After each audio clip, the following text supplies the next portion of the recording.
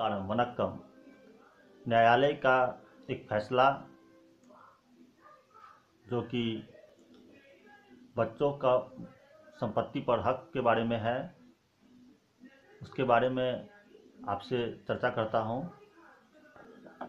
अमान्य विवाह से जो पैदा बच्चे हैं उनका भी परिवार की संपत्ति पर हक होगा। इसको लेकर मद्रास हाई कोर्ट ने अपने निर्णय में बहुत सारी बातों को रखा था।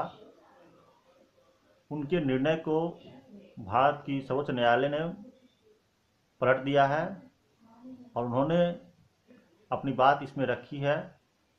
इसमें शामिल हैं न्यायमूर्ति MM सुंदरेश और MVN भट्टी की पीठ ने इस पर बात रखी है कि अवैध रूप से जन्मे हुए बच्चों का उनके माता पिता की संपत्ति पर हक होगा और इस तरह से वो उनके परिवार का हिस्सा होंगे। पीठ ने कहा कि एक बार सामान्य पूर्वज ने स्वीकार कर लिया कि अमान्य विवाह से पैदा हुए बच्चों को वैध संतान माना जाता है, तो ऐसे बच्चे उसी हिस्से के हकदार होंगे जो वैध विवाह से जन्म लेने वाले बच्चों की पैतृक संपत्ति में मिलता है। सवाल आया था कि क्या अवैध विवाह से जन्म लेने वाले बच्चे एक सामान्य पूर्वज की संपत्ति पर उसके उत्तराधिकारी के रूप में हिस्सा पाने के हकदार होंगे।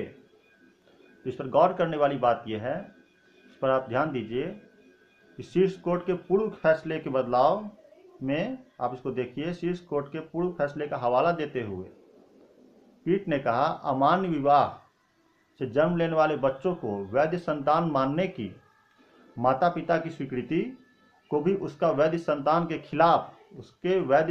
के खिलाफ सबूत माना जाएगा। तो ये सर्वोच्च न्यायालय का फैसला आया है। इसके बारे में आप देखिए और समझिए कि किस तरह से समाज में, विशेषकर हिंदू समाज में, किस तरह के बदलाव को जारी किया जा रहा है, लागू हो रहा है अलग अलग तरीके से, और किस तरह से अवैध संतानें जन्म ले रही हैं।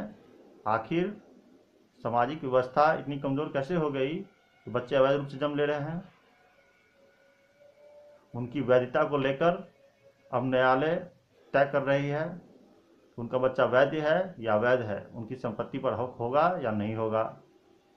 तो माँ बाप अपने बच्चे को जन्म देने से पहले थोड़ा सेंसिटिव बने, थोड़ा जिम्मेदार बने, और जो वैध बच्चे हों और उनको भी, और जो अवैध हैं उनको भी संपत्ति पर तो हक मिला, पर संपत्ति के साथ साथ सामाजिक स्तर पर आप क्या वैसी वैधता दिला सकते हैं जो समाज की स्वीकृति से, सबके बीच, सबके सद्भाव से, सबके स्वीकृति से, उनके प्रथा के अनुसार उनका विवाह हुआ, उनसे जो बच्चे जन्म हुए, उनका समाज में जो ओहदा है और जो समाज से उनका जुड़ाव है, उससे अलग एक अवैध संतान बाद में आकर संपत्ति में जब हक लेती है, संपत्ति में तो हक ले लेगी, पर क्या समाज का एक अच्छा हिस्सा बनकर जी सकेगी या उनको जीने देगी जो वैध संतानें हैं, उसी तरह से स्थिर होकर जैसे वो पहले जी रहे थे।